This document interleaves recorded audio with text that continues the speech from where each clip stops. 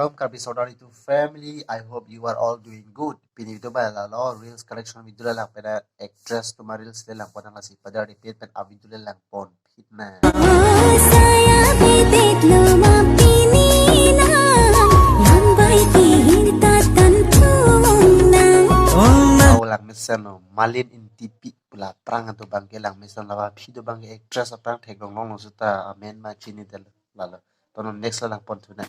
manang lapuan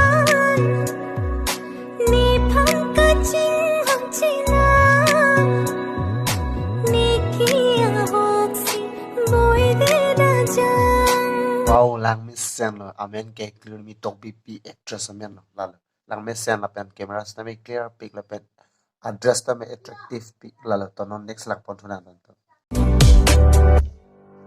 sakhi tuji nang dong nang dang dampe masa pache sirai nang pensi jithe ki wangi Wow, so cute. hala soarani aporarni tili nang phanche tongcheng alang ko something neji